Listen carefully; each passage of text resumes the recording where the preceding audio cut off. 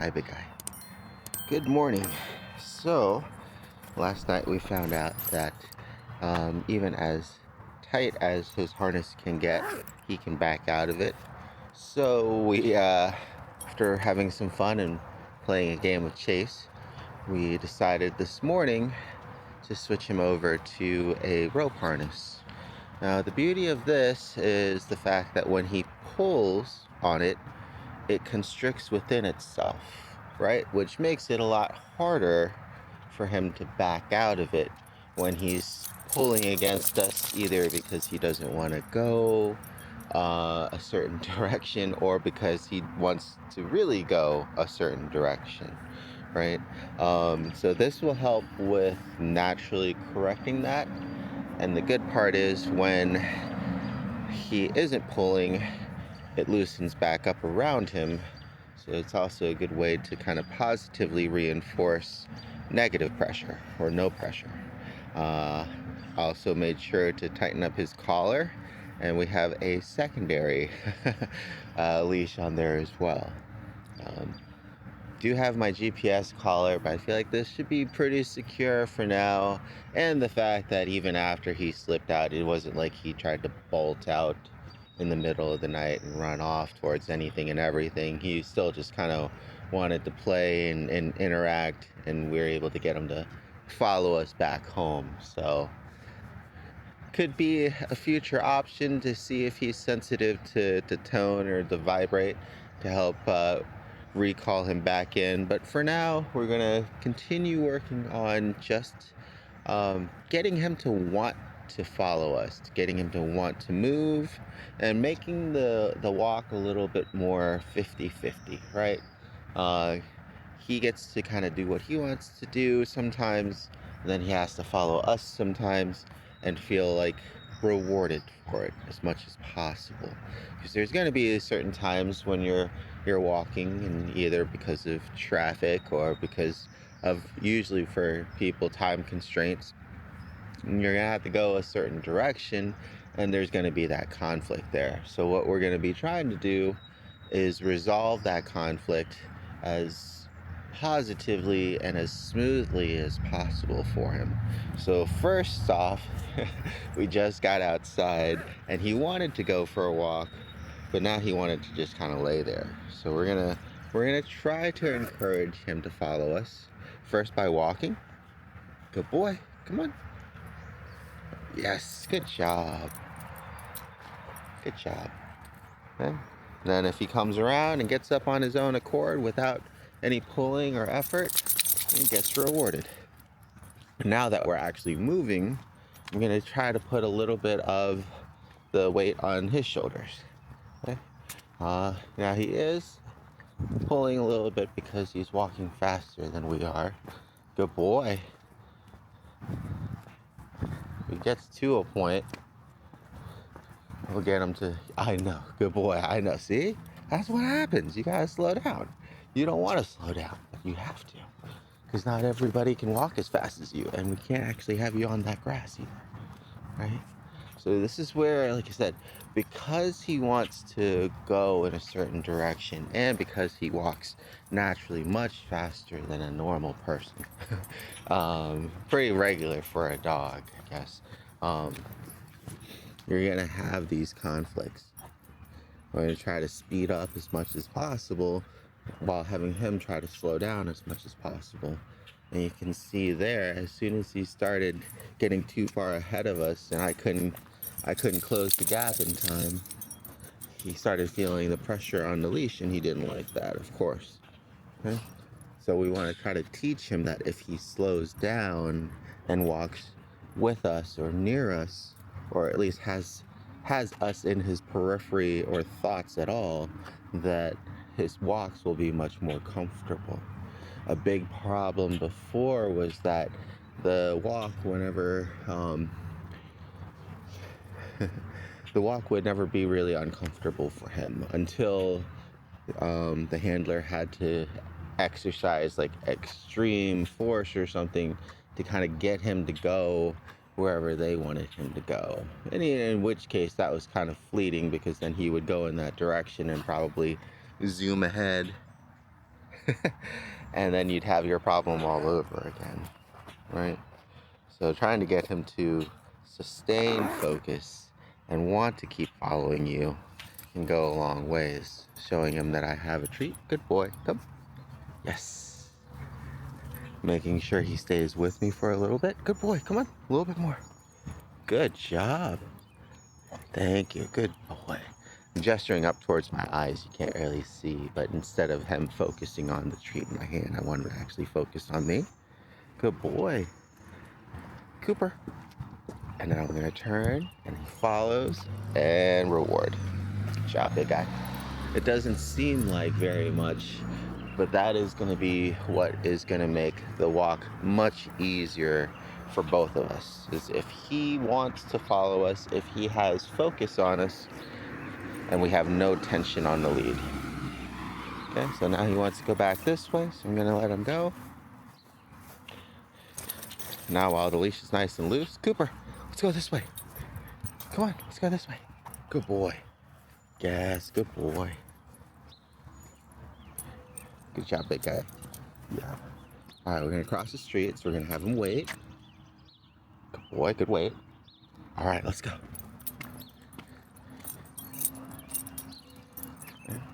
And just like with most pups, they like to cross the street pretty quickly. So got to catch up. I'm going to try to give him another command to wait. Hey, wait up, bud. Good boy. Come. Trying to get him used to taking treats in the heel position. All right, then we'll let him go again. Little bits of practice at a time. We try to kind of force a heel or continued focus. It's gonna make him want to do the opposite, right? Like check out, do his own thing, go his own way. But if we allow that after he's listened to us, good boy, it almost becomes part of a reward for him for following us or for listening to us for a little bit, just like with the treats.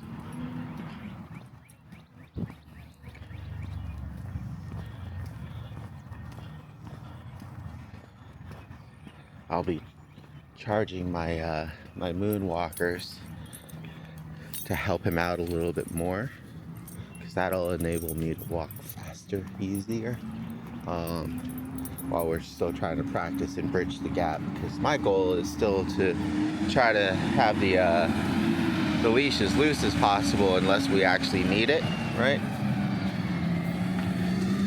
Get him to get used to the pressure only in those instances when it's a boundary or a signaling device, as opposed to just constantly being under tension because he's straining to go one way and we're straining to go another. Good boy. Hey, good job.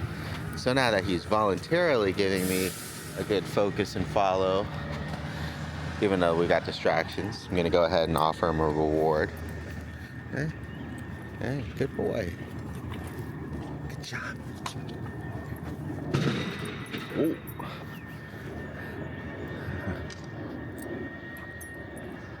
We'll let him stay and hang out. So here's another time, right? Instead of just pulling him away from something that he's interested in, I'm just going to use patience. I'm going to let him be interested. And then when he's done with it, good boy, I'll acknowledge that he refocuses back onto me and we can get going. Now, it's going to be difficult for most people because a walk for a human being is going from point A to B and then back to A. A walk for a dog is generally going to be everything between A and B, right? That's their objective, that's their goal, that's kind of what they want. And kind of get out here and explore and smell different things, right? They're not concerned about going back home and making dinner. They're not going back home and working on papers or getting back to work. They are concerned with just being out here and exploring things and having a good time. One thing that can help some people with our normal time restraints is if you only have half an hour for your walk, go out maybe 10-15 minutes and then save the other 10-15 minutes for your walk back. So that way you're not rushed, right? If you walk 20 minutes, if you walk 20 minutes out Now you only have 10 minutes to get back. You're not going to have any time for any sort of patience for him to kind of absorb into things or get distracted, or calling him to you. And so you're going to be more likely to be rushed and add in that additional pressure that was originally on us. We're now going to add that pressure onto him. He doesn't do very well with it, at least not right now. We'll try to get him used to that pressure as best as we can and responding to it. But you can kind of see he is very content with just hanging out and having a good time, checking out the planes and the birds, and just being outside. Good boy. So that's another big thing, is rewarding him when he checks in, as opposed to also always asking him to check in, kind of like with our last exercise with the name and leash pressure. It's good to be able to prompt it when we need it. It's going to be better if he just does it on his own. And the only way that we can kind of really promote that is if we show him that we appreciate it when he does it. Just one of those thoughtful or mindful things that can go a long ways to helping a pup feel wanted, and appreciated. Oh, we got a little pup coming up.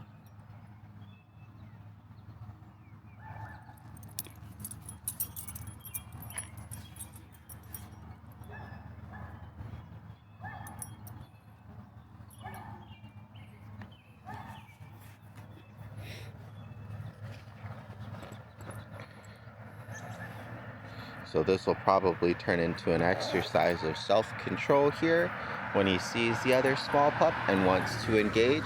We'll have to try to ask them whether or not they are interested or if they have time.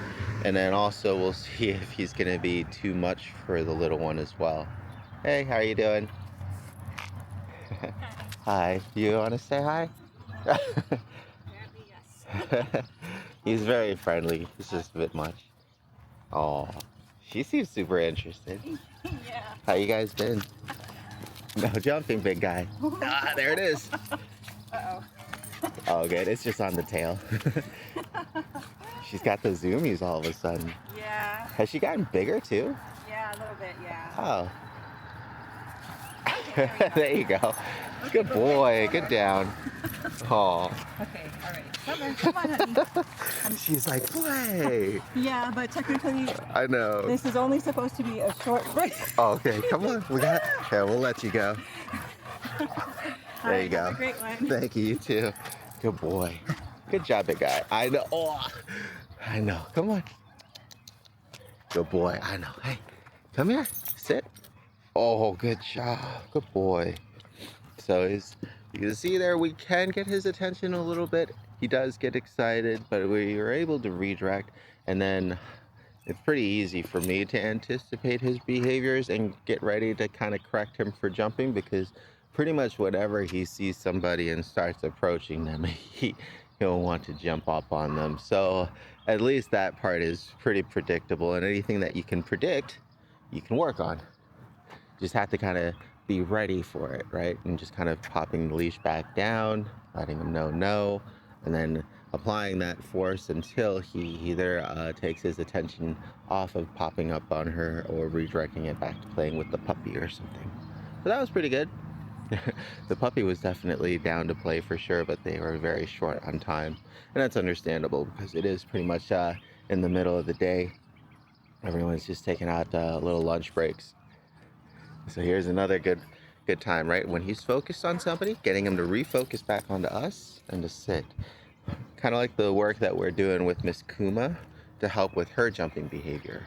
So if they see somebody and instead of immediately approaching and ramping up and getting excited, if we get them into the habit of redirecting back to us, sitting, waiting patiently for our command to either release them for a greeting, which I wouldn't recommend because then they'll be approaching again and building that excitement, or better yet, having them in this nice calmer sit stay and then having whoever they're interested in close the gap for them. Because if they're here, we can also step on the lead or something to help preventing them from popping up, and then we can also give the guest or somebody the treat to give to them for sitting, right? So he's now listening to a stranger and listening to a command, as opposed to just following his impulses, following his excitement. Good boy, let's go.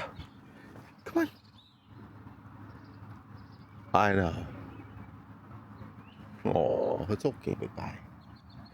You don't like it, huh? Mr. Eyeblowers.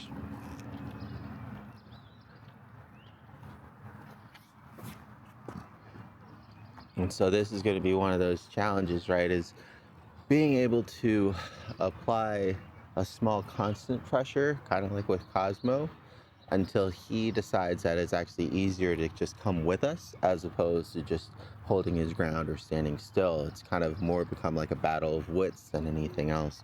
And for somebody that may be not as strong or doesn't have as much leverage or the equipment that we have on him right now, that could be a losing battle, or he could just stay there and slip out of his harness and not move and kind of get what he wants.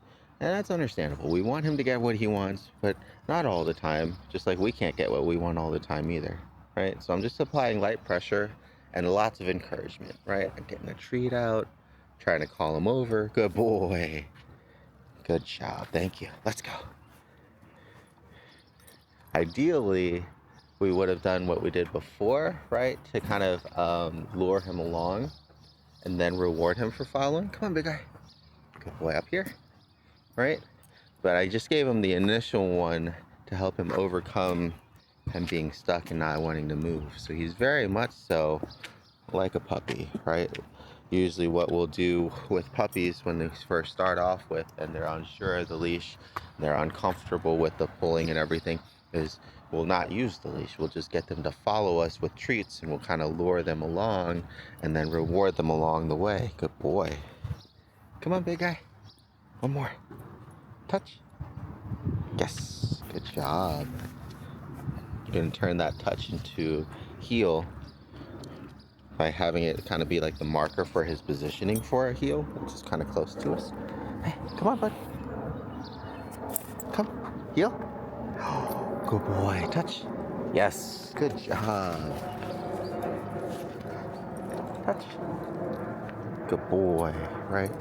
So at first, gonna need a lot of encouragement, a lot of positivity, because we have to still kind of undo his stubbornness. We want him to try to want to follow us as much as possible, so that way he's less hesitant.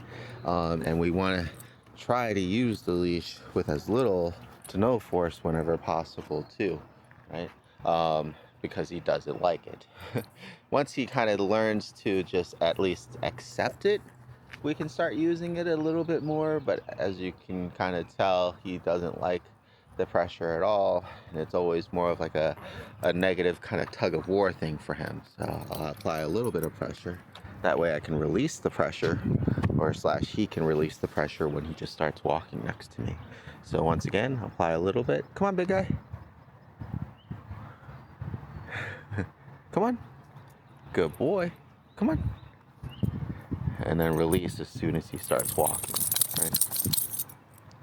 Need to do this often enough and then reward him when he's walking with us often enough that he learns that this is going to be easier than being stubborn, you know, and eventually getting my way. What ends up happening sometimes is if we do give up before he does and he does get his way, we kind of succumb to it, or we lose patience and we just kind of give up and let them sit there. And what that teaches a pup, unfortunately, is that if they just try harder to not move, if they just annoy us long enough, that they'll eventually just get what they want. And that can be a very dangerous lesson for a puppy to learn.